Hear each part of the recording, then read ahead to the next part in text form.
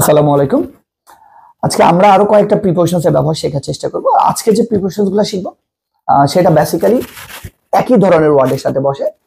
যে ওয়ার্ডটা হচ্ছে প্রাইড বা প্রাউড। এই প্রাইড বা প্রাউডের সাথে আমরা মূলত তিনটা প্রিপোজিশন ব্যবহার করতে পারি। একটা হচ্ছে ইন, একটা হচ্ছে অন, আর একটা হচ্ছে অফ। আজকে আমরা শেখার চেষ্টা করব কখন কোনটা ব্যবহার করি। মনে রাখবেন, প্রাইডের সাথে, প্রাইড আমি শব্দটা স্পেসিফিক্যালি বলছি, প্রাইড এই শব্দটার সাথে দুইটা প্রিপোজিশন বসে। একটা হচ্ছে ইন আর একটা হচ্ছে অন। ইন কখন আর অন কখন? মনে রাখবেন, ইনটা শুধুমাত্র তখন বসবে যখন প্রাইডের আগে টেক শব্দটা থাকবে। স্পেসিফিক্যালি বলছি, প্রাইডের আগে যদি টেক শব্দটা থাকে শুধুমাত্র সেক্ষেত্রে ব্যবহার করতে হবে টেক প্রাইড ইন। কিন্তু যদি টেক শব্দটা না থাকে তাহলে কোনোভাবে আপনি ইন ব্যবহার করতে পারবেন না, তখন ব্যবহার করতে হবে প্রাইড অন। কিন্তু যদি এই প্রাইড ভুল করেও প্রাউড হয়ে যায়, আবার বলছি প্রাইড যদি ভুল করেও প্রাউড হয়ে যায়, তাহলে একটাই প্রিপোজিশন বলবে, সেটা হচ্ছে proud of. So I hope আপনারা ক্লিয়ার। প্রাইডের সাথে তিনটা প্রিপোজিশনস।